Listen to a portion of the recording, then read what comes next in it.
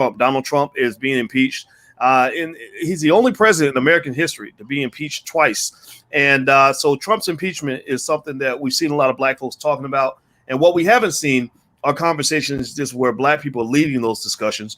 We should be leading. We should not just be getting led by other people. And also, when it comes to Trump's impeachment, I'd like to hear some different perspectives on how we as a community can really prepare for the future. A lot of things are happening right now that are affecting black people. Since Trump was eliminated from social media, I've seen a lot of black people getting eliminated from social media.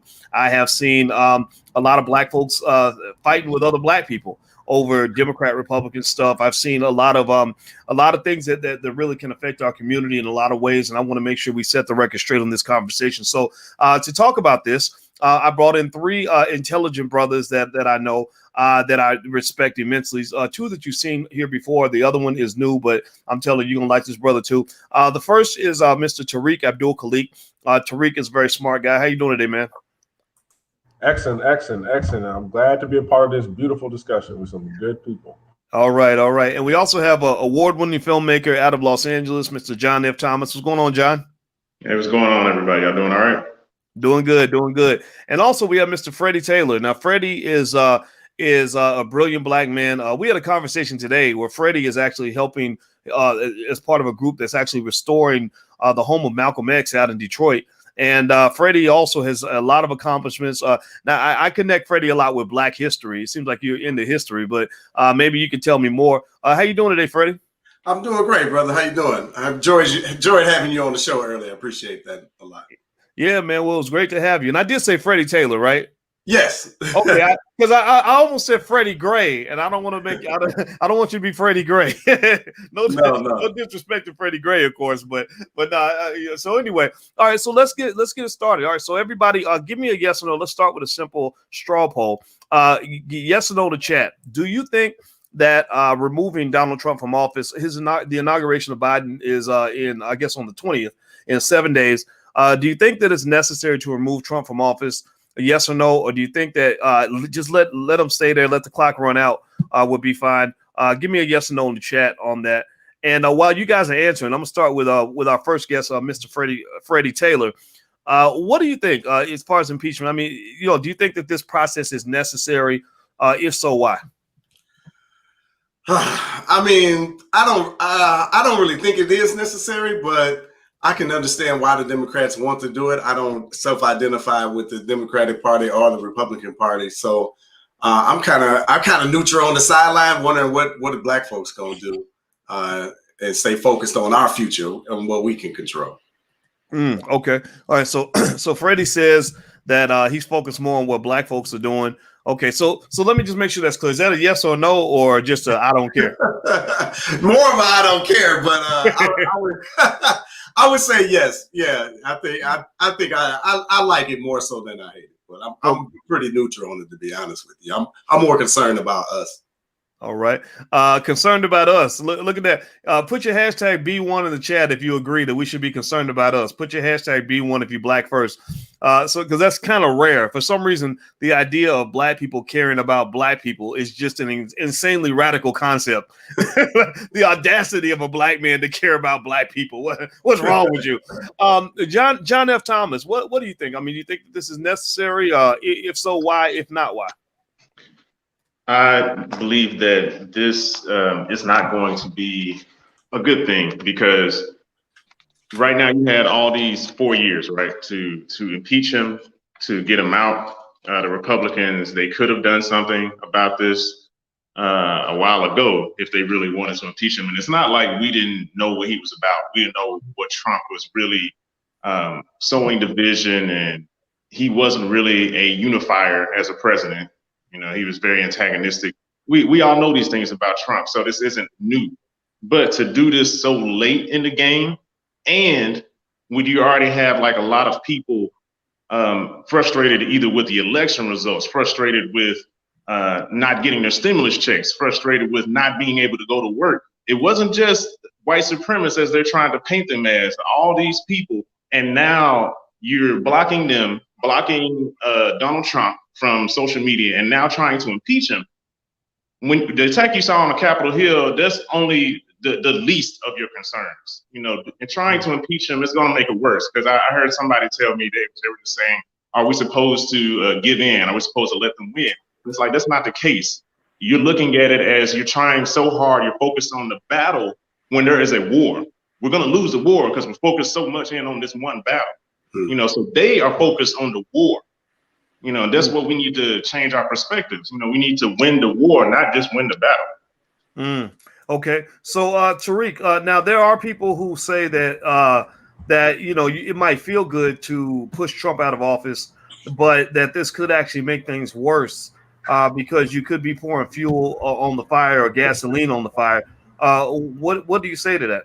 Well, I was just about to say that too. I think this is very bad, actually, because really, if you are a Trump supporter and you are more to the right, a conservative, you know, all you've seen the entire Trump presidency was attack after attack. And then even when the man won, automatically it was discredited because they said, well, the Russians helped them. And then after a 2-year investigation, it showed that the Russians had nothing to do with this election. But it was still attack after attack. When you look at CNN too, which is very interesting, and the media, you know, they're not really coming to grips as to why Trump was able to win. It's just like a very black and white. He's a white supremacist. They're not understanding that a lot of Americans are very upset with the current system, and anyone who comes in talking about the issues that really matter to the people can win. Trump is not the best guy, but it just feels like there's not really a conversation of what brought about Trump. And it's what the media is doing by just talking crap about his supporters is really creating a division that's making them more angry. And I don't know, it just sounds like they're trying to start a civil war. Impeaching Trump is only going to make it look worse. I mean, if we had a country, they would be like, okay, let's just tell the country no impeachment and let's just get Biden in office. Well, you know, Freddie, you've been married. How many years you been married, Freddie? Man, 19 years. All right, so you know, so you'll relate to this. You'll relate to this, you know. And I'm marrying a woman who's a marriage counselor, and one of the things I've heard from our marriage coach as we figure out how to how we figure out how to have our disagreements and our conflict in a constructive way is that the coach will say something like, "Do you want to win or do you want to stay married?" And I'm sure you might have heard something like that, right? And the point of that is, you know, that you can really get to where you're in something, you're in the same boat with somebody, and get to the point where you really want to win, right? And now, and I see America like a marriage, right? Between black and white, between liberal and conservative, etc., right? And it's like, do you want to win or do you want to stay married? So when I hear language that says we want to win, we can't let them win, etc., it does almost come off destructive. It comes off like, I don't want to stay married. I just want to dominate you. And I don't know if that's healthy. What do you think, Freddie? Yeah, I gotta agree that it is like it's a win or go home type of attitude, right? It's all or nothing in the political environment. And I think like that is like a byproduct of America, right? Like that's just kind of the mentality. But Trump entered into the office with that, you know, never surrender. Like the American ethos, never say die, always push forward, never concede. And it seemed like all of that is coming to a head right now. And I can tell you inside of a family, inside of a marriage, you can't always win. That's not a viable outlook on things. You have to have the greater good in mind. And I think America has kind of lost that ideal of, hey, we're all in this together. They really act like they're two separate nations or two separate people, and they're fighting to the bitter end. Yeah, well, and the end is bitter, and when America ends, it will be a bitter end. And so anyway, do me a favor, everybody. If you haven't done it, please hit the thumbs up button, share, subscribe button. I've got a panel of brilliant brothers, and we're talking about Trump's impeachment and what this means for Black folks. I got Mr. Freddie Taylor, who is the CEO and founder of Urban Intellectuals. I've got Mr. Tariq Abdul Khalik, who is a brilliant political analyst and commentator, and also John F. Thomas, an award-winning filmmaker out of Los Angeles. So if you could, please hit the thumbs up button, share, subscribe button. And also blagenough.com, that's our social media platform that we have where it's completely independent.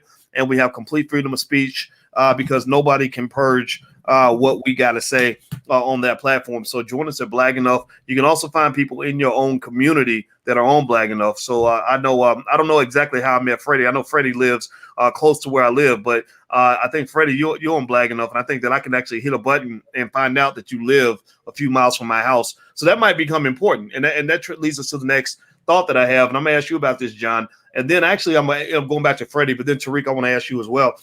So John, how do you feel? I mean, you're a creative person. You make movies. You express yourself in a lot of different ways. And I've heard people say that that taking people off of Twitter and Facebook and all this other stuff, that's not censorship, right? Because remember, it wasn't just Trump they took off. They took off Trump, anybody that was connected to Trump, and then they're now, it seems like, dealing with anybody who just disagrees with the liberal narrative, right? Like Vicky Dillard has never been a Trump supporter, but she was actually yanked right off the air. Like they cut her live stream in the middle of her show because she was talking about what was going on at the Capitol. They could cut us off any moment. How does that make you feel, just as a creative person, as an actor, actress? Or I know you're not an actress, sorry, but you know what I mean. When you see this sort of move, I mean, it feels like censorship to me. What do you think, John? I've heard that from some fellow people, acquaintances that I know out here, that they go straight to saying that Facebook and Twitter are private entities, which are true. But the difference with this is it is such a widely used and major platform. And it's also, honestly, an extension of free speech. I mean, even the president was using Twitter to get his message out to the American people in a faster way. So it's not just a private entity anymore, really. And you have millions and millions and millions of people on there. So the thing that worries me about this is that anything that I can say, all of a sudden I can be blocked. And it's not even, just because you did this to the president, like, really, who am I? I'm just the average Joe walking down the street, but you block the president, you are making a dangerous precedent going forward that anybody can be blocked. Now we have full range to do whatever we want, and you can't say anything because you gave that inch and we took a mile. And a lot of people aren't seeing that. It seems like they're just so willing to cut the leg off when all you got to do is just, put some ointment on the wound, just put a little on, but they just hurry up and just ready to chop the leg off. No, just cut it off. I don't care. He needs to get out of there. And it's so emotional. We need to stop being so emotional. And they are tying, just with this white supremacy language to trigger us and to traumatize us just to be on their side. And that'll be something I'll speak on earlier, but that's really what I just wanted to touch on. It's dangerous. And it'll be really catastrophic if we allow this to go forward. Well, you know what? And I said I was going to go back to Freddie on this because I do have a question for Freddie, but you made a point that I really want to take to Tariq real quick, because I know Tariq, my spidey senses tell me you'll have something to say about this. But, one of the benefits that I liked about, even though I didn't like the way Trump was tweeting, I felt like he was a little bit irresponsible. He's basically a narcissist in my view. He's kind of just, out there. I don't think he's the best pick for the White House, even if you're a Republican, Democrat, or whatever. But one thing I liked about Twitter was I liked the idea of being able to hear directly from the source.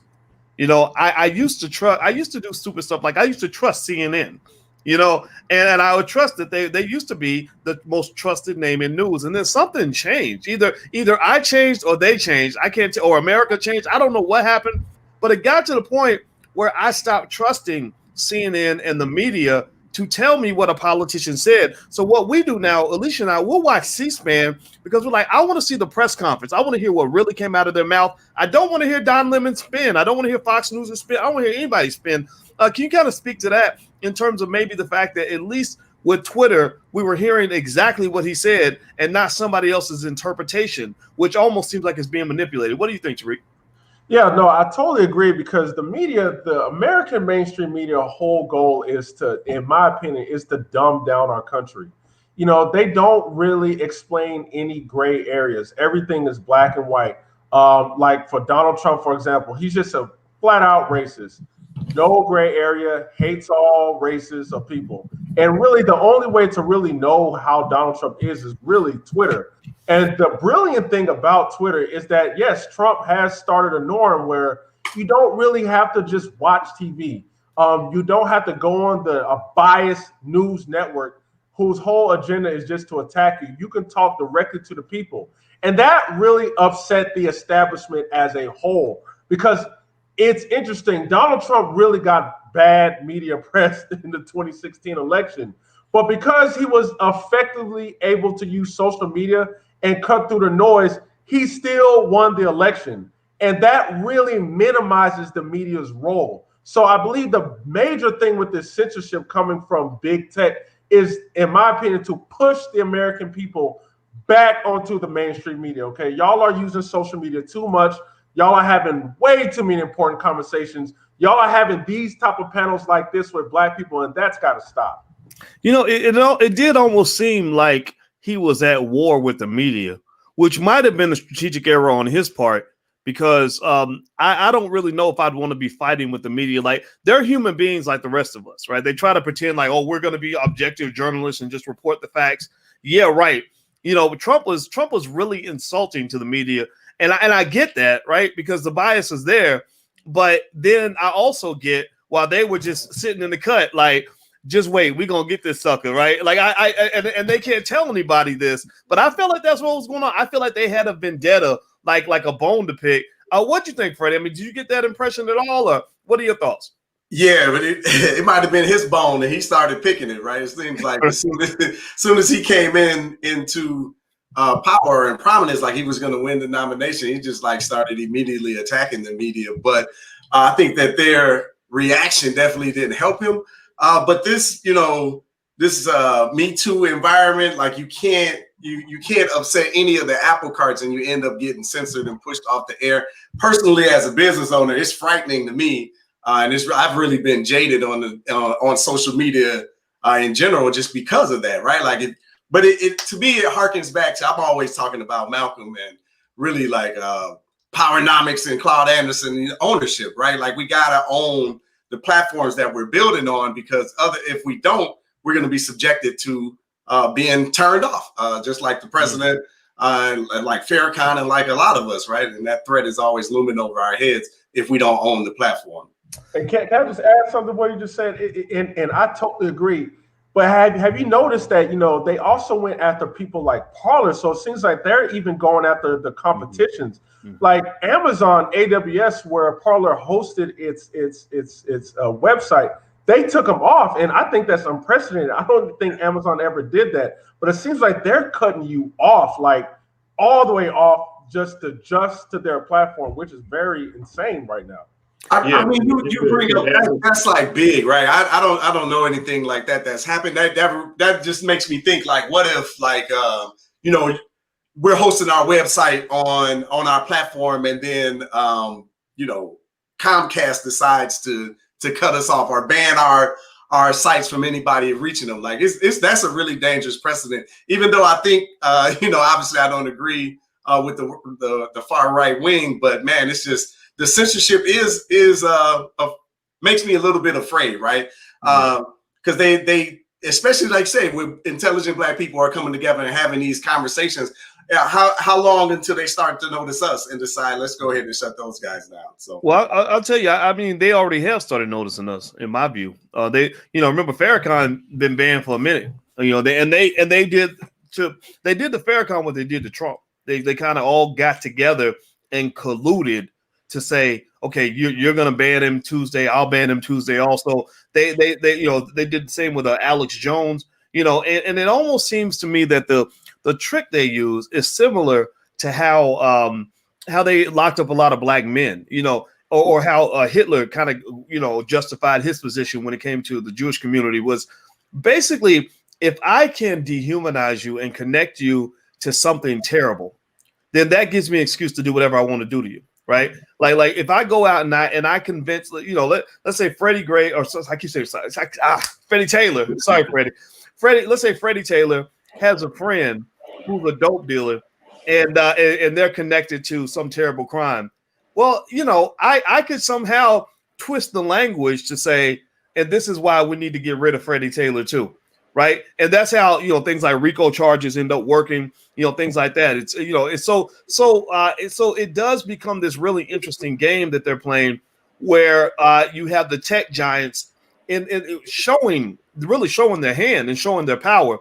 When you saw that, because I was stunned, I couldn't believe Amazon went along with that. I thought Amazon was going to say, "Look, we just providing cloud computing, that's it." But what it was the connection to the word violence.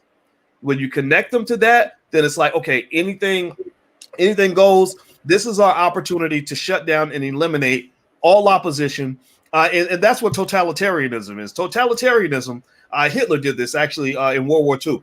Totalitarianism is when you basically have maybe a two-party system and you do a genocide on the other party, right? So what you're seeing, in my view, is a digital genocide, because you're not talking about getting rid of one guy.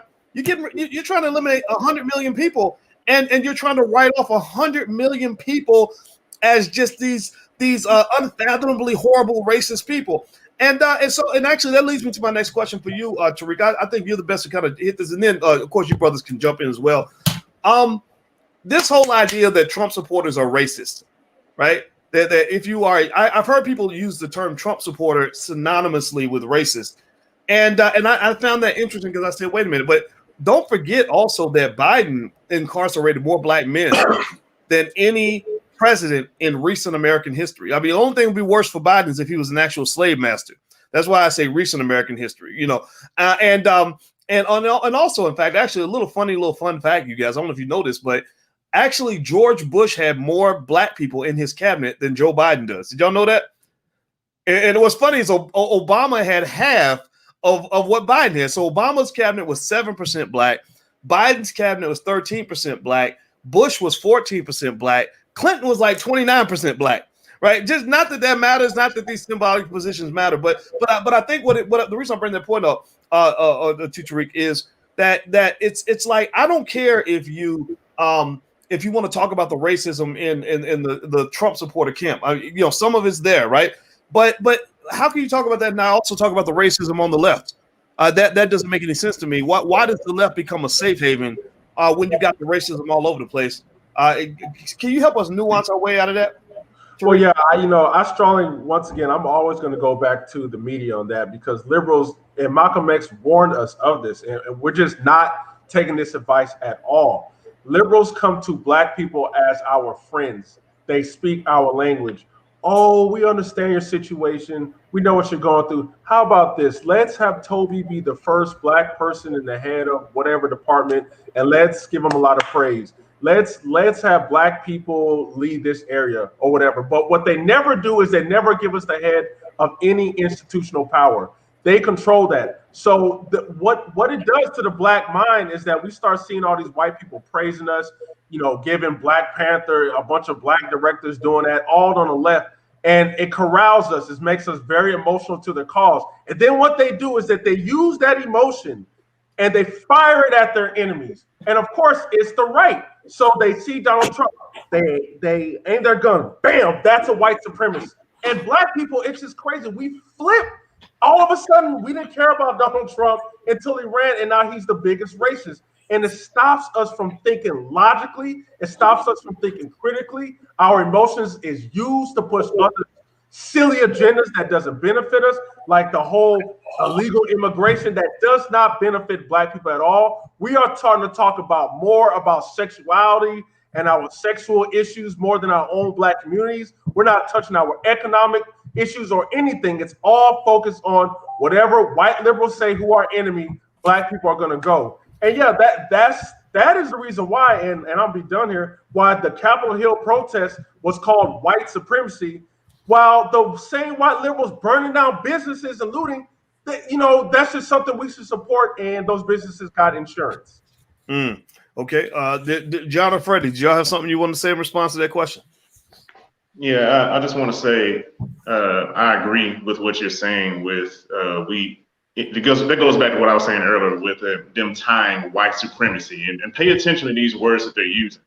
When they talk about this on the news, on the media, they're trying to get you to be tied emotionally to these people who are out there protesting, or even the people who are out there that protested at Capitol Hill, who infiltrated Capitol Hill, all of them white supremacists.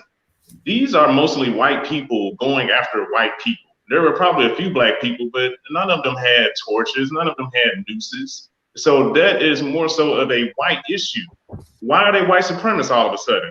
And also with the left, same thing, like we had the movie Get Out that showed us, that kind of reminded and showed white people just because you're a liberal doesn't mean you can't be racist. And Joe Biden has jailed so many of our own people, and we are constantly going to save and defend the Democratic Party when they don't give us really anything tangible in return. They give us symbolism, they give us jobs, they give us positions, but that hasn't changed anything for the Black community in over 60 plus years. I mean, think about it. So we still have rampant police brutality. We have excess jailing.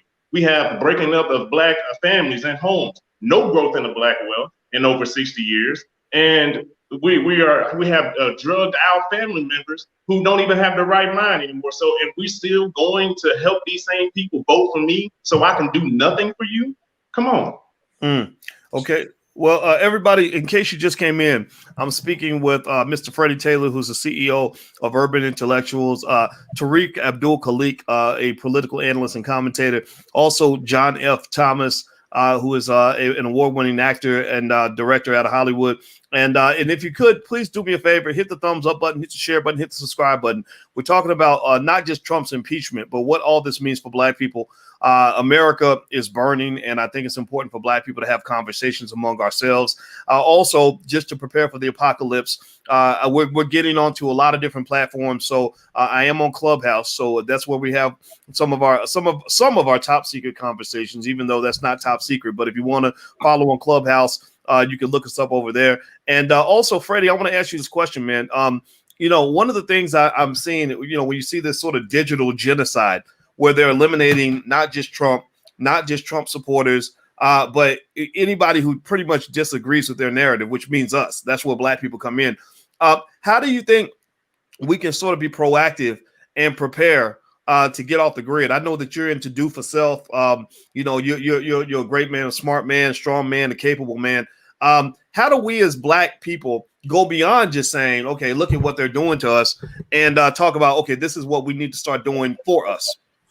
Yeah, I love one. I know we need to own our platforms that we're communicating with in this internet and this digital space. I think that's wonderful as well. But man, I hate to say this in the times of COVID, but we got to get back to getting offline, right? We got to get back to getting connected directly to our communities and directly to our neighbors, right?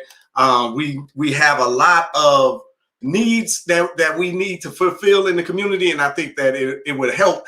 And with us getting out from behind the television or behind the computer screen and getting in socially distanced in front of one another and starting to engage on a personal level, we need to start knowing ourselves again and knowing our community and having love for one another instead of just depending on these political machines to come and save us. I think at least the last 60 years have shown, at least the last 60 years, right? At least the last couple of thousand years have shown that this Western ideology, what they think about us and what they're going to do for us, which is nothing. So I think that we really got to start galvanizing and coming together, because coming together inside of their political parties, coming together inside of their institutions and their organizations is not really doing it for us, right? So I think we got to start connecting one-to-one together.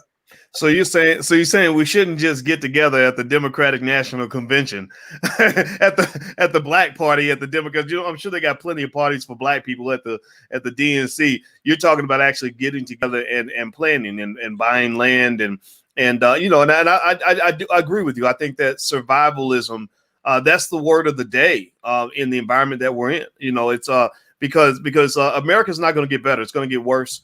I will say that when they as they're moving forward to impeach Trump, they're doing even more of what I believe caused so many people to go to the Capitol in the first place. They're kind of acting like they just can't be touched, like we can just do whatever we want. Me and Mitch McConnell, Nancy Pelosi and Mitch McConnell, we can sit back and starve you out. We can shut you down. We can put your family through all kinds of hardship. and you ain't gonna do nothing to us, right? And almost like we live on another planet. And I think that when it got extra real for them, when the people actually showed up, and these people had weapons and stuff. I mean, and I'm not condoning any of that. I mean, but it was very interesting to observe. I think that was very scary for them. And so now it's like, okay, rather than responding by saying, okay, we want to at least make sure you're heard. That's one thing that I think is true, is that you got to make people feel like they're at least being heard. They're saying, no, we're going to really ignore you. We're going to double down on what we were doing before. And so what the only thing I can think of, when you're talking about this 80 million terrorists that you now are dealing, you've built your own Al-Qaeda, not across the globe, but right in your own country. You created a terrorist organization with 80 million people in it. I don't see how they're not going to end up responding in some way that's going to make everybody uncomfortable.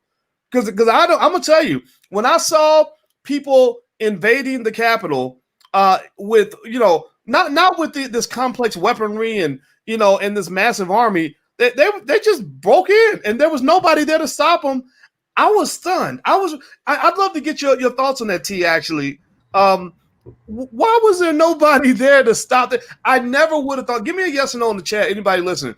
How many of you would have thought that there would have been hundreds of troops with all kinds of weapons? Like, what was going on there that allowed that to happen? I'm not going to go full conspiracy theory and say it could have been a false flag type situation, right, to justify all this crazy behavior they're doing now. But I'm wondering what was going on there, T, in your view. In my opinion, if you look at prior to that, in my own opinion, Americans was very pissed off at both parties with the stimulus thing. I mean, you got, like you said, you got two billionaires choosing, well, am I going to give you $600 or $2,000? And you saw both anger from the left and the right.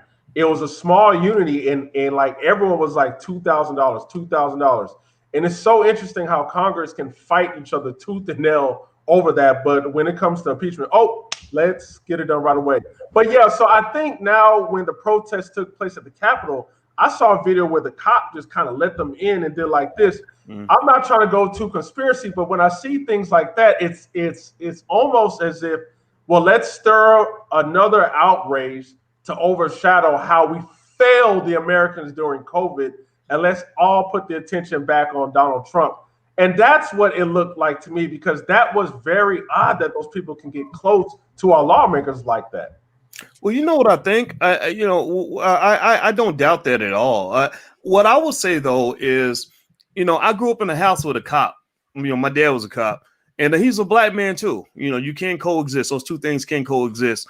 And the interesting thing is that cops are human beings, and they have opinions just like the rest of us. So if you look at the fact that this country is divided, right down the middle, liberal, conservative, Democrat, Republican, why would you not expect the police to be divided too? I would expect that there are cops who said, yeah, these politicians are full of crap. We're going to let y'all come through because they need to get dealt. There were cops in the group. Now, are we sold that they have an oath, that they have a moral code that they live up to, they're going to protect and serve? Like, are we sold that, right? So I think that, that leads to the shock, right? Also, okay, go ahead, John. No, I also want to point out that with these things, because we already know, like, if these people were black, it would be a completely different story, right? Completely different story. People would have brought out tanks, damn near the dogs, the bite, black folks, and just all hands up, don't shoot, hands, please, I can't breathe, all this stuff. But it's because it's white people. These are their cousins. But remember, though, this summer, though, you had the Black Lives Matter groups and Antifa.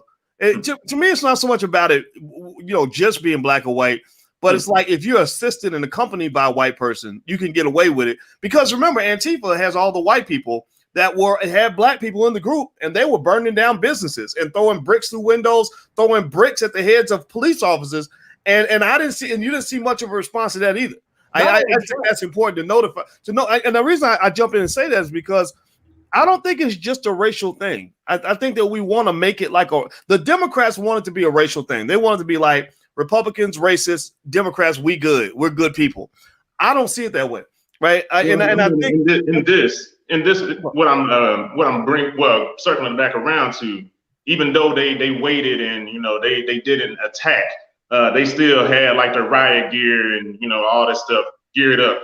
At the Capitol Hill, you didn't really see. I didn't see them show up maybe until later. But the thing is, these people who were coming at Capitol Hill, just like one of my guests, Jonathan W. Cross, said on my on the Black Boss channel a few days ago, these are the descendants of the founders of this nation, and also the descendants of slave owners. So in a sense, for the people in Capitol Hill, most of the politicians are like, oh, these people are crazy, but yeah, that's my cousin, so it's all good. My cousin's crazy.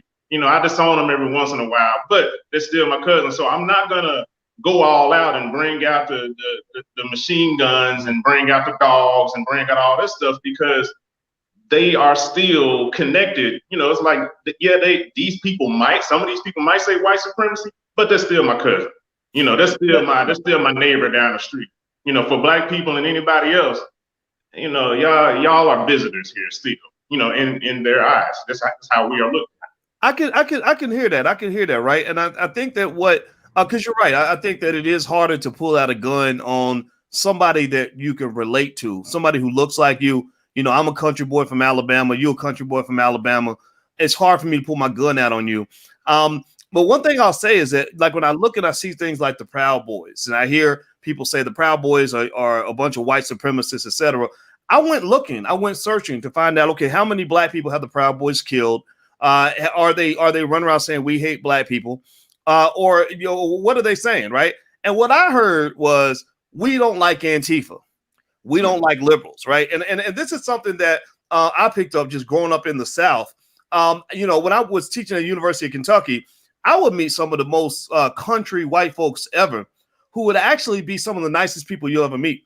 I endured as much racism when I went to Syracuse University as I dealt with in the South, because there's a racism, there's an elitist racism that you see that comes from liberals.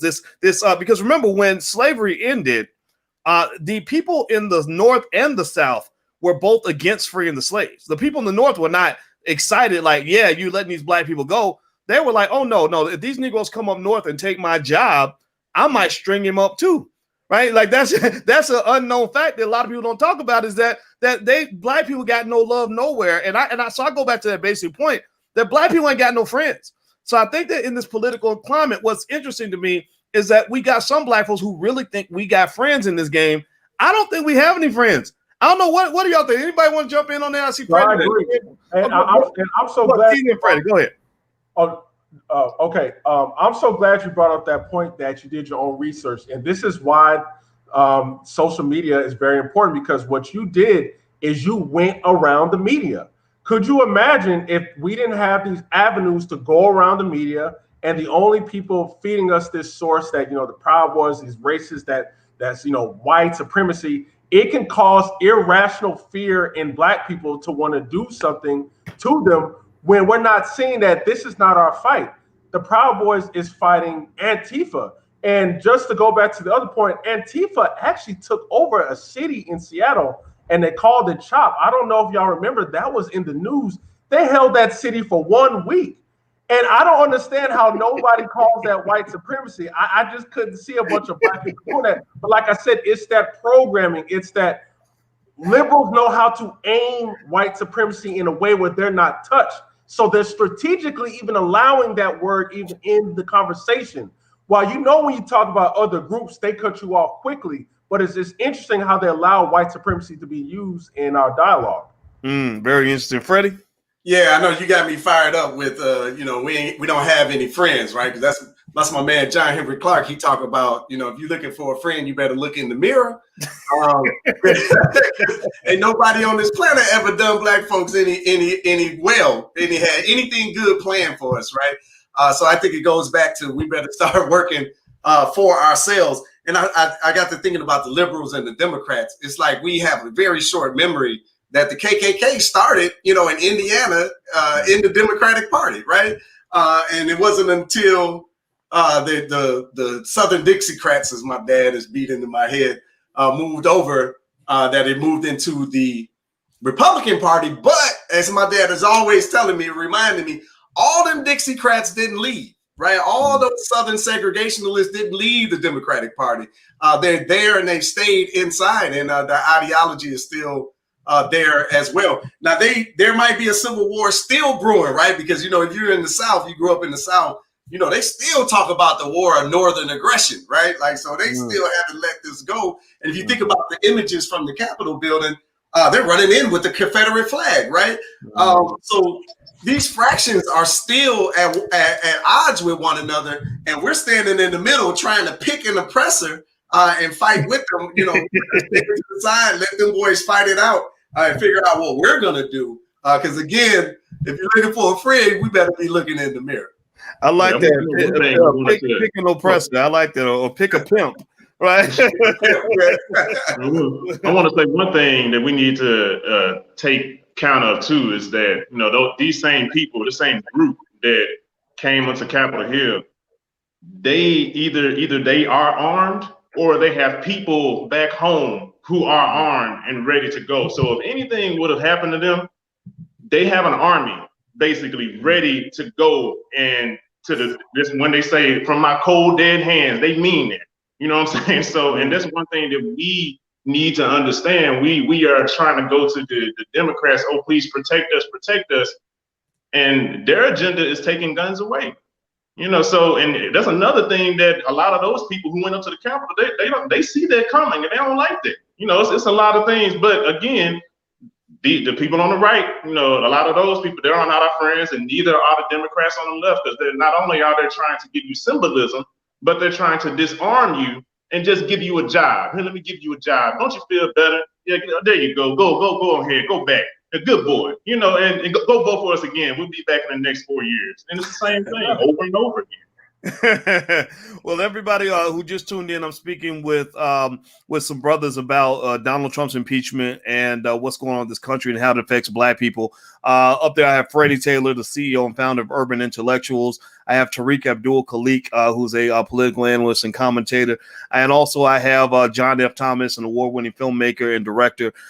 Do me a favor, hit the thumbs up button, share button, and subscribe button. If you like this kind of media, please hit the notification bell. And also make sure you subscribe. Make sure you sign up for one of the platforms. Your Black World TV is a good place to go because our goal is to have Black conversations. You ain't got to agree with us. We don't care if you're Democrat or Republican.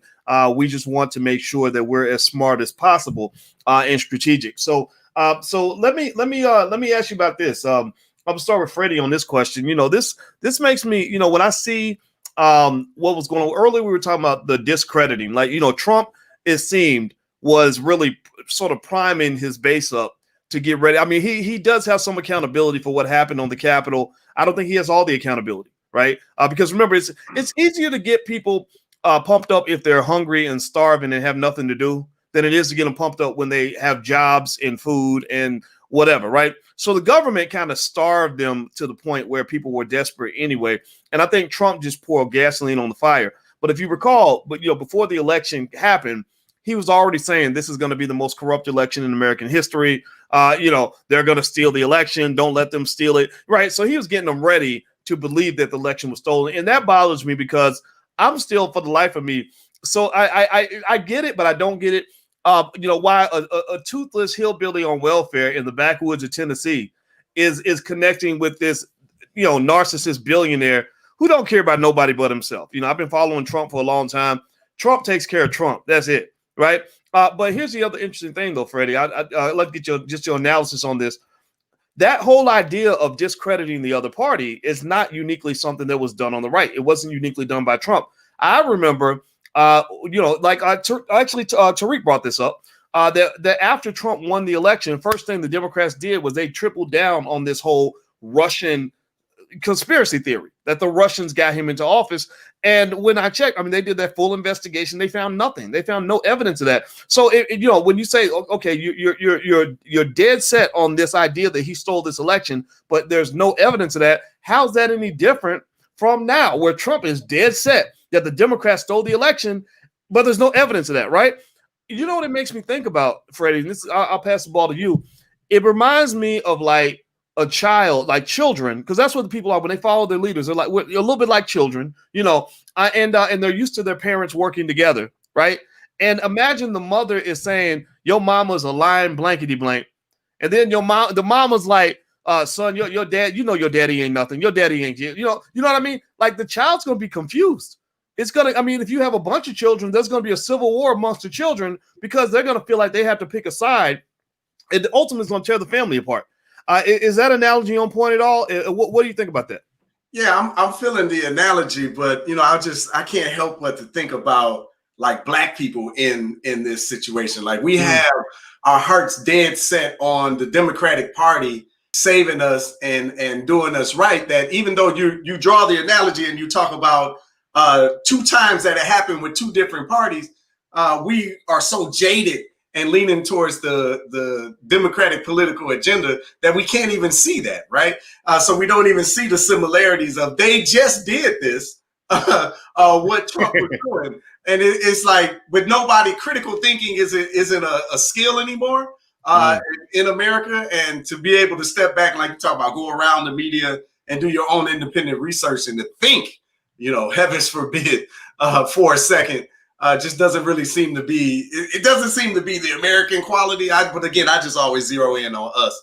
And I just can't really stomach our affinity for the Democratic Party, and they be on the same nonsense. You're right. You're right. And one shortcoming of my analogy is that I did it under the assumption that Black people are fully connected, or we are a full member of the American family. That we are no longer 3/5 of a person in the eyes of America. And I don't think that's true, right? So we're like the stepchild. So the birth children are fighting each other, and the stepchild is determined to believe that the mother is the winner no matter what. And the Democratic Party is like our mama. We've been on the nipple. We've been on the Joe Biden nipple for the longest of time. And I think that's the analogy is full circle now. Now let me show you all something. Speaking of the Democratic Party agenda and some challenges with that, I'm gonna show you all a little graph that came out of Dr. Claude Anderson's book, Black Labor, White Wealth. And T, I'd like for you to kind of speak on this because this relates to immigration. One of the things that we are consistently encouraged to support as Black people, one of the things the Biden administration has made their top priority is allowing millions of people to become American citizens. Now, I don't know what your opinion is on this one way or the other. I'm not here to judge that. But there are people who believe that by supporting wide open immigration, we are diluting the Black vote. And I'm going to show you how immigration was actually used to weaken the political power of Black people over the last 100 years. This is from Dr. Claude Anderson's book, Black Labor, White Wealth. And this is page 101. If you see here, this is the immigration quota and how it was strategically structured to minimize the impact of Black people in terms of population and economics, politically and economically. You go back to 1924. They had the nationality here, the skin color, a religion, and immigration quota. So if you were a white person from England who was a Protestant, you could come in the country, no problem, right? If you were Irish, you could come in, but there's a limit because you're almost white, but not 100%, right? Western Europe, there's a lower limit. Eastern Europe, here's the limit. And then you get down to the Catholics, there's a much lower limit, a big drop for Catholics from Southern Europe. Middle East, just 124 people, just 124 of them, right?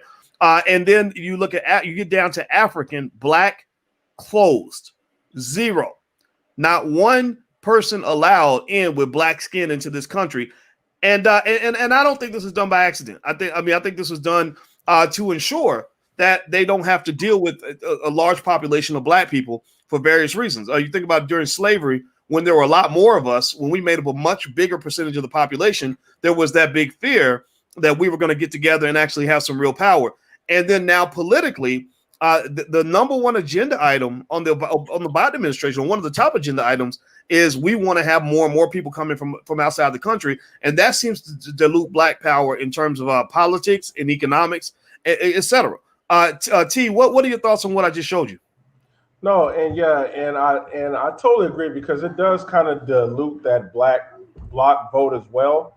And what's the problem I have with that is, Black people aren't really fighting for any tangibles. And I feel like time is running out. And when I look at the massive illegal immigration coming into this community, I think of low income Black people because not a lot of Black people own businesses, unfortunately. So they're having to compete with them. And not only that, you got to think about where are the drugs coming in. You know, the drugs are also flowing into the black communities, which I believe this is another reason why the border is open. And if you think about this, if you're a young black man who you can't find any work in your area and you are desperate, you may get into the drug gang. And then what happens when you get into the drug gang? Now there's crime involved. Now you're killing people. And it's just, to me, it's just not doing black people any favors, you know. And I just don't see how this is going to elevate the black community by us fighting for other people's issues. You're muted. I think you're muted. You're muted. Hey, sorry about that. I was muting myself. I need to be muted. They need to shut me up like Trump. But yeah, while you were saying that, and I'm gonna pass the ball to you next, John. But there was actually an article I Googled on this, and I knew I just typed it into Google because I knew I would find something. And let me show you all this. This is just me trying to make sure everybody just gets some fair, accurate information. How you process it is up to you. I believe in freedom of expression, freedom of thought. So I don't judge you on what your conclusions are, but I just want you to really think things through. So check this out. This is an article called How NAFTA Helped Create the Modern Drug Trade. And why does this matter? This is an article in Vice. And the first line say that NAFTA was passed 25 years ago this week and helped open crucial drug smuggling routes for Mexican cartels. And you go down, it says the North American Free Trade Agreement took effect 25 years ago this week, boosting trade across the United States, Canada, and Mexico, but it also helped fuel the modern drug trade. Why is that important? Well, I live in this place called Chicago. And in Chicago, we've had a consistent problem of young black men dying in the street. Nobody talks about it because everybody talks about what's going on with police killings. Nobody's talking about the fact that every single week there are dozens and dozens and dozens of black children being shot up in the streets of Chicago. Now, I believe it was Bloomberg did an analysis, and they found that it was actually that the reason for a lot of these murders was because of the open drug trade of people coming up from south of the border. The cartels were coming through, and Chicago is in the middle of the country. So it was a hub, like airlines have hubs. Chicago's a hub for the drug trade. And so anybody who cares about the black community would address this, would talk about this. And the fact that this was all occurring literally a block away from where the president of the United States was living. You know, I live 2 blocks from Obama. I didn't know it. I just picked the place. I didn't know I lived that close to the guy. I just went for a walk and said, wait a minute, I think that's the president's house. People were being shot, are being shot to this day, 2 blocks from where Obama lived. And all the while, everybody talks like police killings, that's just the number one thing that's killing all the black kids. And we know that that's a problem. But what about these other things that don't quite fit into a political correctness box, right? At what point do we have the courage and the intellect to step out and say, okay, we agree with you on this, and this, but over here, we got to go over here and do us. And as a community, it is hard for me to figure out how black people benefit from wide open immigration. Excuse me. Why? How do we benefit? You go to different parts of the city, jobs that used to belong to black people don't belong to black people anymore. You talk about the death of these young people. Those are drugs. We don't grow coca leaves in the hood. We don't make AK-47s in the hood, but somehow AK-47s and coca leaves end up in the hands of our kids and they end up dead, right? We don't benefit when we are bringing in lots of people and making this false assumption that because you're from south of the border that you are my ally. If you ever want to see racism against black people, Freddie could probably speak to this. Go to South America and you'll find that that the racist people in South America hate black people more than some of the worst bigots in America. Like their racism is at a whole different level. You go to Brazil, they'll hide like 20 million black people. Like you won't even know they exist. I don't know, Freddie, give me some thoughts on that, man. Yeah. That's interesting you say that because I mean, Brazil has the largest African population outside of Africa on the planet, right? But you wouldn't know that, right? They are definitely not highlighting that. But just listening to you talk about the racism in South America, it makes me think about Marcus Garvey, right? Like, I love the history, right? I always say I'm not a historian. I'm an enthusiast that like to use history to motivate people, right? But Marcus Garvey, before he started his United Negro Improvement Association, he traveled all through. He really traveled around the world, but he traveled throughout Central America and South America, and he just talked about how everywhere he went, he found the black man on the bottom, right? He found the African on the bottom. And he said, if we can't find any organizations or any people that are going to lift us up, because he kept saying, you know, where's our generals? Where's our army? Where's our navy? Where's our shipping ports? Where's our ships? Where's our everything, right? Like, where are big men of big affairs? He said, if I can't find any, I'll build them myself. And but he really talked about the racism down there in South America. It's really thick. And you know, you get that when you see some of them that look like us, but that we don't really connect or mingle with one another. And there's a reason for that, right? Yeah, man. And I just think that they conveniently don't mention that. But then again, why should they, right? Why should they tell us? You know, why should they? You know, people that are trying to screw you psychologically don't usually inform you of what they're doing, right? So, by the way, Madam President just came in, aka Chanel Walker, and so you are officially the only woman on the panel. So that means I want you to talk next. So, so Trump's been impeached, or he's being impeached for the second time, and America is divided. It's probably going to get worse. What are you seeing from your point of view, Madam President? You are muted. I'm going to unmute you. Well, I think you got to unmute yourself. Go ahead. Thank you, Dr. Watkins. And good to see you, fellas. It's good to be amongst good Black men. I always enjoy that. So first, I want to say that sometimes I feel like it's all an illusion, you know, like this idea, I can just say this. And a lot of people don't like when I say this, but from my life, from President Obama, my life to Donald Trump just never had a personal effect on my life in general. Now, it could be because I don't have a government job. It could be because I don't work, you know, in any of the federal arena. That's not how I make my money or anything like that. So I don't want to discredit the importance of government if that's where you get your source of income. Also, too, I don't work in a sector where, you know, I get grants and things of that nature. So I just have never been just what's happening in the government just never had an effect on me.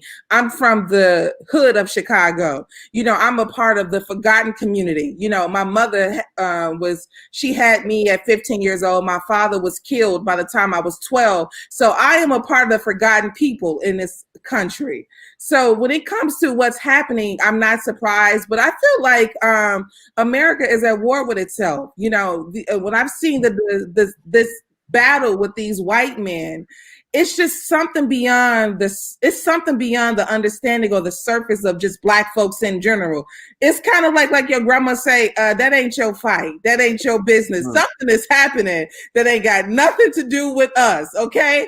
When it comes to Donald Trump and white men like him, from everything that's been happening, they've been falling apart and having these inside wars for the last few years. And I'm sorry, but it has absolutely nothing to do with Black people. They tried to put us a part of it when it came to election time, but like they say, they don't know you. They like the boy, the dude in the hood who don't like you but want to sleep with you. He don't know you in the daytime, but in the nighttime, when it's election time, it's like, hey, remember me? I love Black people. But nobody really cares about Black people. Black people, it doesn't matter what's happening in this country. They try the illusion of inclusion, the illusion that you're a part of this.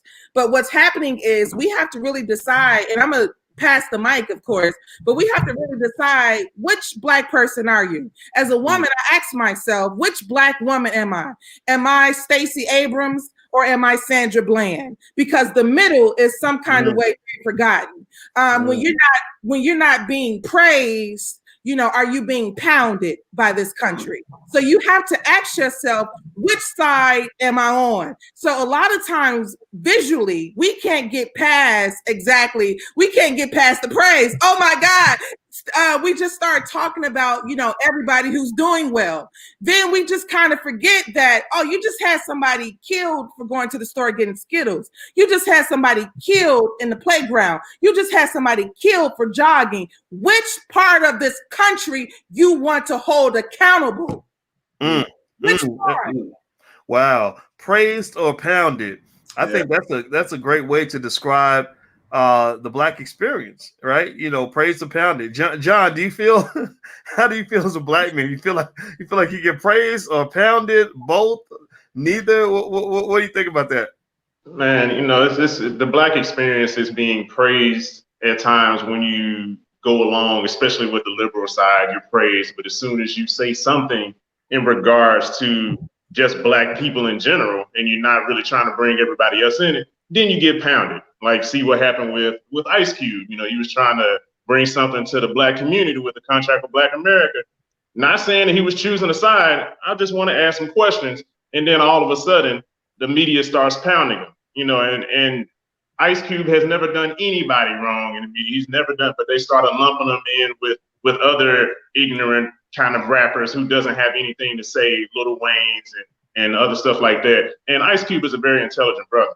But, with the stuff like this, and like I said, with the Democrats, which on a sense, they always come to us and say, hey, let's protect you from the big bad Republicans. Come with us. We're going to help you, be able to vote and all this other stuff. But if you think about it, in all of these cities, like in some of the most democratic cities, it's really bad for Black Americans. Like it's hard for us to find jobs. Like the jobs that we did have, they were taken away. And just like you said, given to immigrants. There's plenty of drug issues and drugs imported into those democratic cities. And a lot of Black people are still recovering from those drugs that was entered into our community. A lot of Black people are being locked up, just like Chanel was talking about, whether I'm buying Skittles, I'm walking home, I'm minding my business, I'm jogging, I'm driving, we're being shot. And the Democrats know what's going on, even with redlining. We're being redlined, all of these things, voter suppression. They know this stuff is going on, but they haven't changed any of it. But then here comes Stacey Abrams, and they know about voter suppression in Georgia when she comes and she helps out a Black person comes and helps out all the Black people. Let's get you all signed up. Let's get you to vote. And in turn helps out these same white people who know about these issues, but do nothing about it. But yet they want you to come and vote for them so they can continue doing nothing about it. And that's the issue that I have. And I say for this next election, seriously, let's withhold our vote unless you bring something to the table. I don't want Black Lives Matter on the street. I don't want certain mascots taken off that were once offensive. That's nice, but I need some tangibles. Bring some money. I want reparations. I want money invested in our communities or with our programs, not you overseeing the money. Us, we are over the money. We are over there. Invest in our own businesses. Don't just give us jobs. That's not bringing wealth. That's just helping me be able to pay my rent every 2 weeks. I'm basically a check or two away from being homeless. So jobs aren't doing anything. We need some real tangibles. Well, let me show you something, and then I want to go to T on this. And actually, T and Freddie, I'd like to hear your thoughts on this before we finish up today, and have everybody give a closing thoughts. Here's another page from Dr. Claude Anderson's book, Black Labor, White Wealth, which everybody can get a copy, by the way, at powernomics.com. All your kids need to read this book. And it shows the number of Black elected officials. You saw where Stacey Abrams was given credit for saving America and saving democracy, saving the Democratic Party by helping get Black people elected. But let's ask ourselves, does the election of Black elected officials really make a difference in the Black community? So what Dr. Anderson did was he showed how the number of Black elected officials over time has impacted various measuring sticks of quality of life for Black people as a result. So in 1964, you had 103 Black elected officials. By 1992, you had 8,000. That's an 80-fold increase. The unemployment rate went from 10.8% to 14.6%. So Black people were more unemployed with 8,000 Black elected officials than we were when we had just 103. Incarceration rate, let's check that out. 33%. We were 33% of the prison population in 1964. We were 45% of the prison population in 1992. So we made a higher percentage. We were getting locked up more with more Black elected officials than we were when we had fewer. Next, Blacks below the poverty line. Poverty rate remained exactly the same. Wealth did not go up, at least for the poor. But so you think that the Democratic Party, at the very least, they're one of their talking points is we want to help the poor, working class, things like that. Well, there's no evidence of that right here.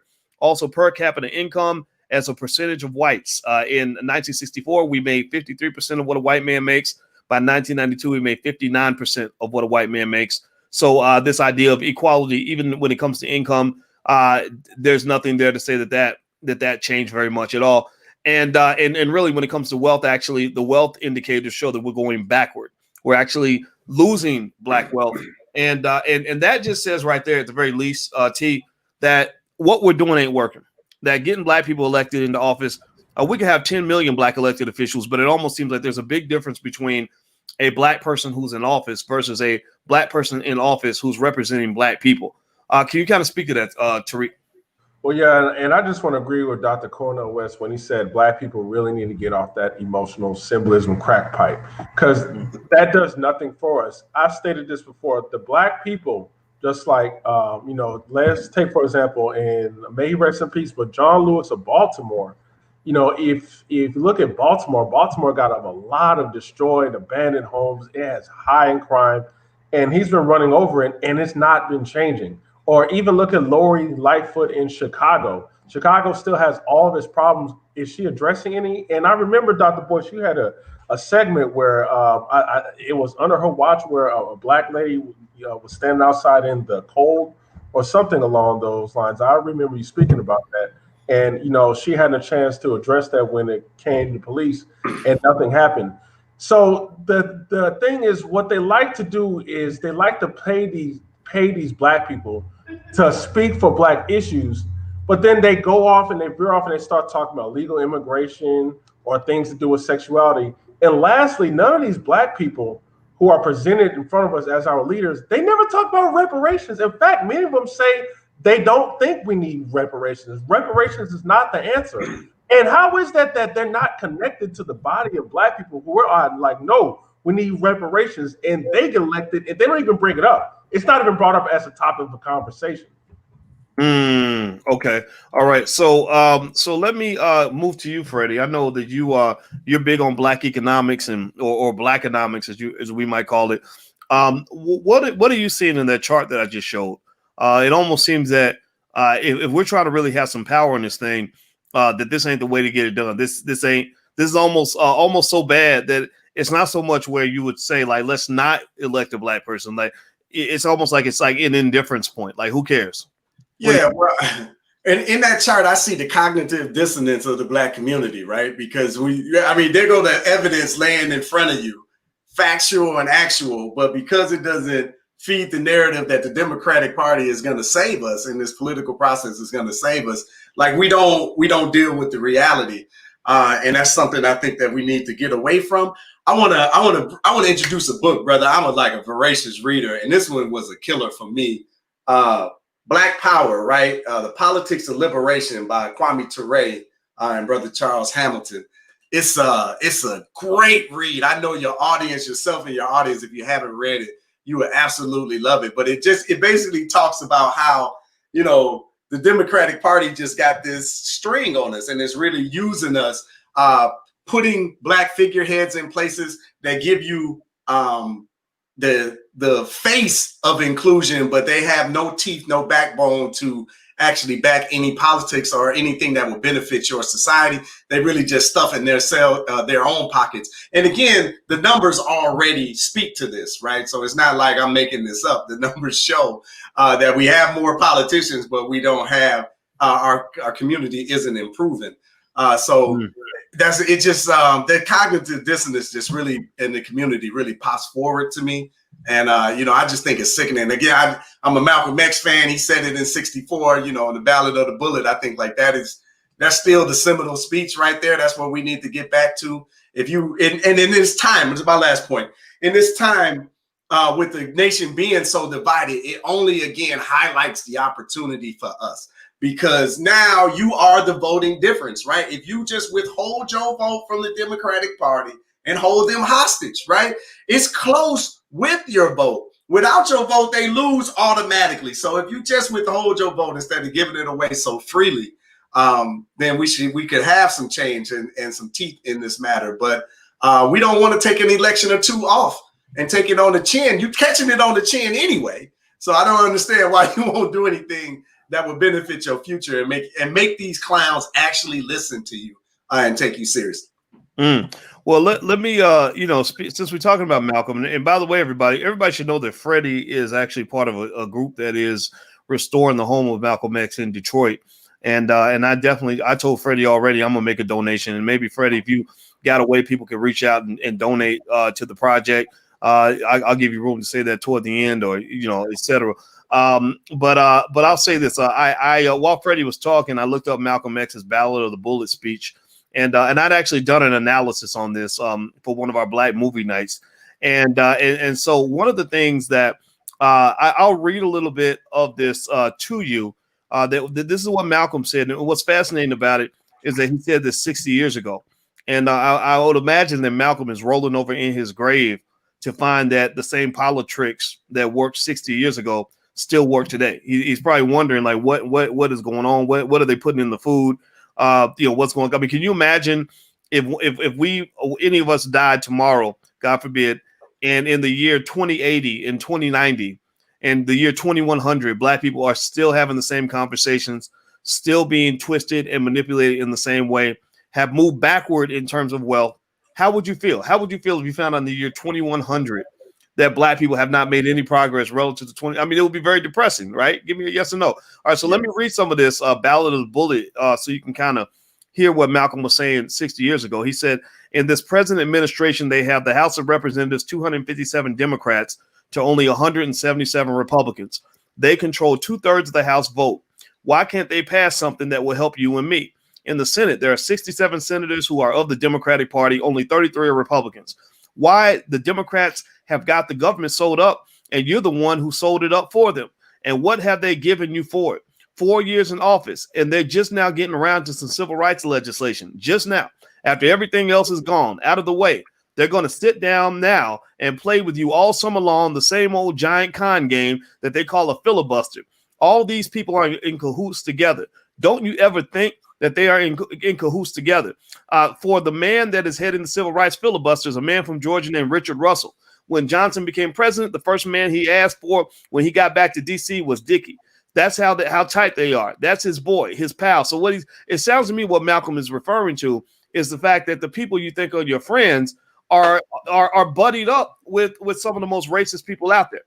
That they are they kind of, what it kind of reminds me of is that relationship between Joe Biden and Strom Thurmond. Now, if anybody knows this, give me a yes or no if you know about Biden and Thurmond. And I'm going to share my screen here so you can kind of see how buddied up they were on Capitol Hill. Strom Thurmond was one of the most notorious racists in the history of politics. I mean, this man was terrible. And here's pictures of Biden with Thurmond. They look like father and son and best buddies. And so you would think that, right, if we make this assumption that racism is such a repulsive thing, that any affiliation with racist behavior or any sort of agreement with it or support of it is problematic, then I don't know how you can separate, what Joe Biden has been affiliated with who he is as a person. Because again, if you're going to connect Trump to all these terrible things that are happening in this country, then it seems to me you can also connect Biden with things that he's been connected to, people that he's worked with, because he's probably closer to Strom Thurmond than Trump was to the Proud Boys. Trump didn't even seem to know who the Proud Boys were. Doesn't mean he's not a racist, but he seemed like he wasn't even sure who they were. I know Joe Biden knows who Strom Thurmond was. They were buddies. They were on speed dial. So anyway, with that being said, I'm going to shut it down. I'm going to shut my mouth because I think the panelists should. I'd like for them to get their last statement in.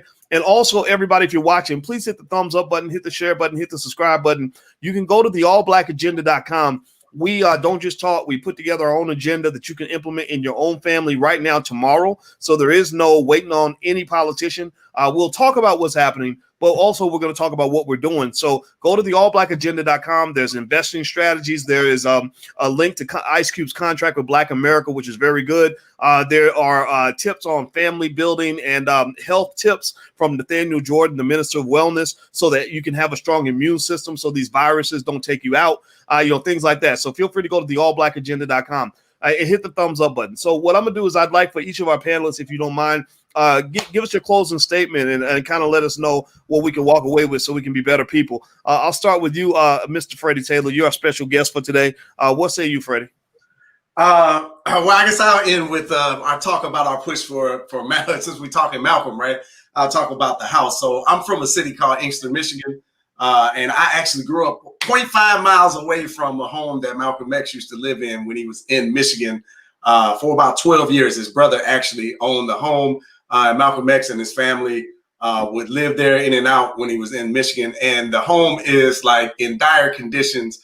I was able to get in contact with the brother that owns the home. His 501c3 actually owns the home. So I'm working with them now to start generating funds so that we can renovate the home. It's going to be about 50 grand in total to totally renovate the home, $20,000 to really get the project started. So I'm looking to be one of the linchpins in getting this funding for the spot. Brother Boyce has said he will already jump in and assist with the project. So we would really appreciate y'all assistance. If you're interested, we're still working with them to get their donations up, but you can go to urbanintellectuals.com/xhouse, urbanintellectuals.com/xhouse, join our little quick mailing list, and then we'll shoot you an email as soon as it is available, right? My dream, my forecast is to see 50 people give $1,000. I think we can knock that out really quick.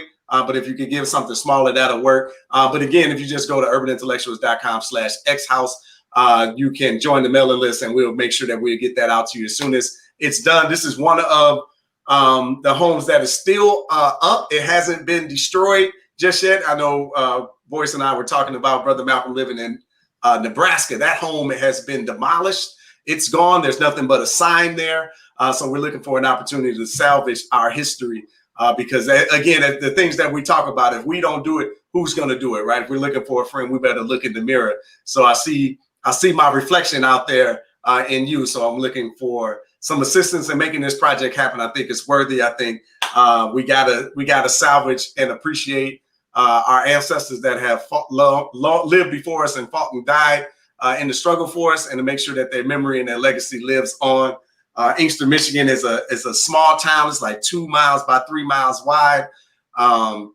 Extreme poverty, but this could be a light inside of the city that we can do. We're already working on getting a historical designation for the home. So that's looking like it's going to go through, but it's not finalized yet.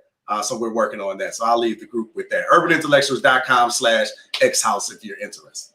All right. Tariq Abdul Khalik, what's your final thought? Okay, yeah. So this may be controversial, but it's something I have to say. And this is for Black people who are talking about white supremacy. When you bring up that topic, are you bringing it up to truly educate Black people for independent thought, or are you just scaring them? Because a lot of Black folks are missing the point of what's going on in this country, what took place at the Capitol riots, and why Trump got elected. And we're just simply reducing it down, which is very intellectually dishonest and fear-mongering Black people to this is just a bunch of white supremacists. And it's just preserving whiteness, even though white people are fighting each other, even though they are censoring each other to the point where even the president gets censored, and his bank account, Dutch bank, censored him too as well. We're just boiling this down to just white supremacy, and this is what this is causing Black Americans to do. When it comes time to vote, we vote out of paranoia and fear. We don't even want to talk about reparations. We don't want to talk about policies. All we vote on is we got to get this racist Republican out so that way nothing can happen to me. And this is why Ice Cube was shot out. Now, people were seriously accusing this man of working with racists. Okay, this is childlike mentality. We got to break out of this. So if you're talking about white supremacy, do not repeat it in the way the media repeats it, as far as we're only going to call white supremacists Republicans and liberals off limits. This is why Black people vote and behave the exact same way every 4 years, and that won't change until we change the dialogue and elevate. All right. Change the dialogue and elevate. I like that. John F. Thomas, your final thoughts, sir. Yeah, I'd like to echo what Tariq was saying. We need to stop being so emotionally triggered.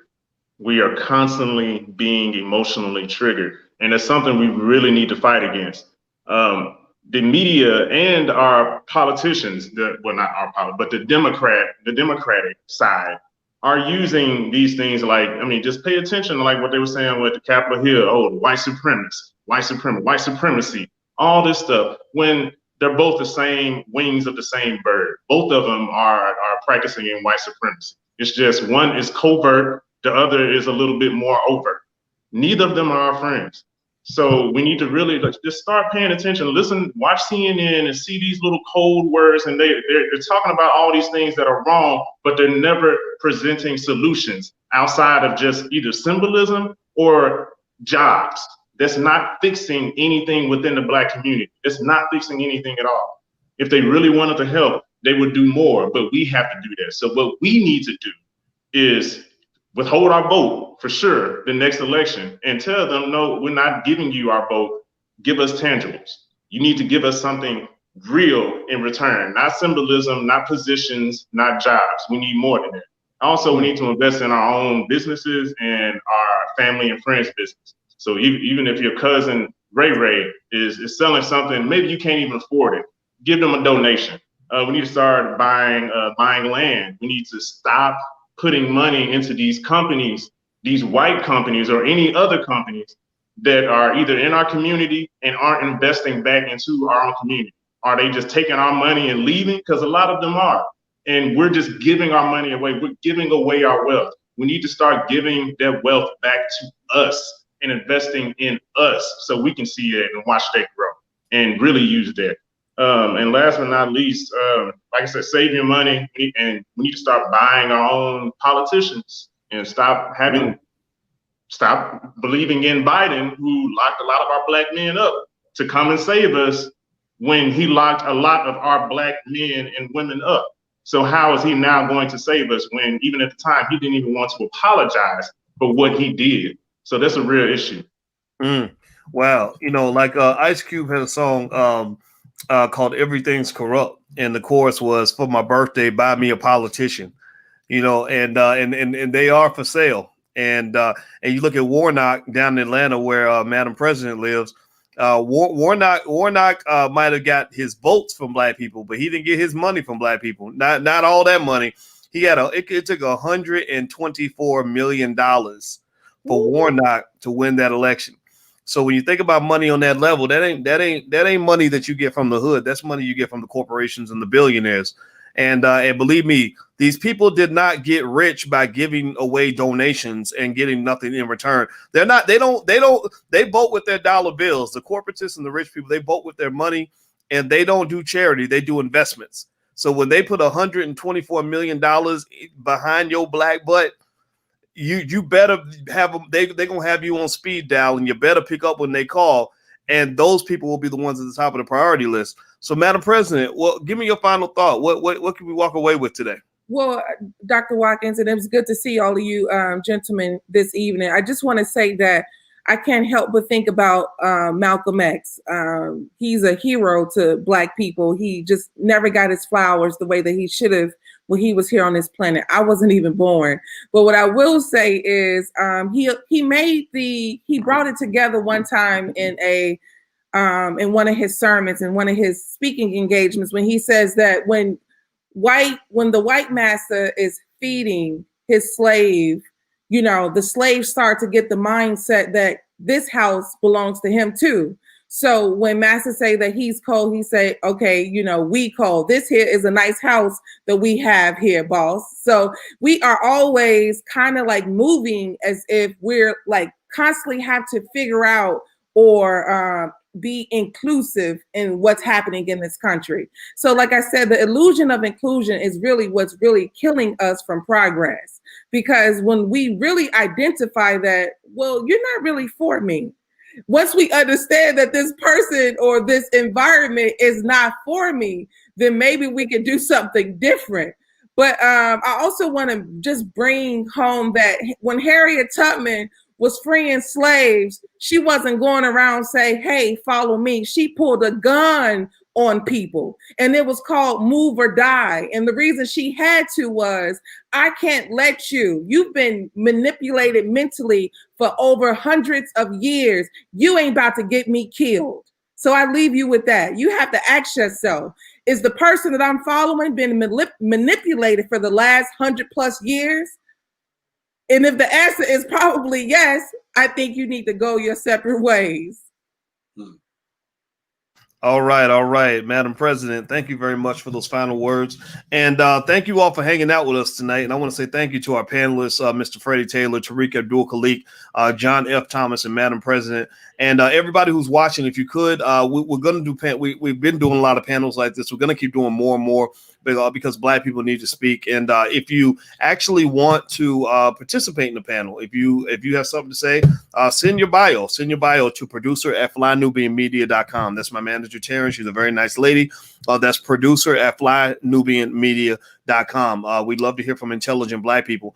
So hit the thumbs up button, hit the share button, hit the subscribe button. It's very important that you follow the platforms because like I said, they're shutting everything down. I don't know when they're going to shut us down, but I want to be able to connect with you. You can also connect with us via text by texting the word voice to 31996. So make sure you subscribe and all that stuff. Now, let me sort of end with a final thought real quick. When you talk about what's going on right here in America and you talk about racism and white supremacy, the white supremacy is everywhere, but I don't really think white supremacy stands a chance against Black excellence and Black unity and Black love. I think Black love is the most powerful force in the universe. Black unity can't be stopped. And Black excellence is the greatest thing that this world has ever seen. So I believe that if we have Black excellence, Black unity, and Black love, then we have the ability to do whatever we want, create whatever world we want, etc. Now, the only thing that can undermine our ability to pursue those things that matter, Black love, Black excellence, and Black unity, is mass distraction. They have weapons of mass distraction that they use to get you caught up in Democrat versus Republican, who's the white supremacist, what other people are doing, what they think about you. They don't like me. They said this about me. They called me the N-word and all that. And I'm telling you, people that are deeply invested in Black excellence, Black unity, and Black love, not only have they overcome all of those things that you talk about, but they overcome them because those things barely exist in their minds. When you busy loving your Black family and loving your community and loving your Black woman and pursuing excellence in your life and unifying with other Black people who have as much love and excellence in their heart as you do, then you know that no force can stop you. It's literally, you literally become the unstoppable force and the immovable object. So what I think everyone needs to understand is that the reason you see a lot of Black folks getting distracted is because you see people who are not rooted and grounded in all the things that make us great. The reason I invite the folks on this panel here today is because I know that they're rooted. They're rooted in excellence, unity, and love of our own people and of each other. And when we work together and do what we're doing, there's nothing that can stop that, nothing that distracts that. So what I really want you to understand is that the best way to overcome white supremacy, honestly, is to not even really acknowledge it. That's the best way to overcome something. They say that the opposite of love is hate. The opposite of love is not hate. The opposite of love really truly is indifference. Because when you hate somebody, when I'm sitting around mad about what the white man did and what somebody else said and what somebody thinks about me, then I'm giving them power. I'm breathing life into whatever nonsense that they're putting in my ear. And the only time I really overcome them is when I've completely annihilated them from my day-to-day thinking. So when I get up in the morning, I'm gonna tell you the truth. I'm thinking about that woman I love in the other room. I'm thinking about these babies I love that's in my house. I'm thinking about my friends and family that I'm surrounded with. I'm surrounded by my fellow soldiers and soldierettes, like Madam President and Freddie Taylor and John and Tariq and everything else. And I'm thinking about being excellent and also thinking about unity because this country is falling apart. America's ripping at the seams, and that can either be a reason to be distressed, or you can see it as an opportunity for Black folks to actually go in here and grab something for ourselves. So just know, in the middle of chaos, somebody's always winning. The people that win are the ones that are strategic. So be strategic even in the middle of chaos, and I guarantee you will win. So thank you guys for hanging out. It was real. Thank you to the panelists, Freddie Taylor, Tariq Abdul-Khalik, Madam President, John F. Thomas. Have a good night. Everybody hit the thumbs up button. We out. See you guys soon. Take care. Peace.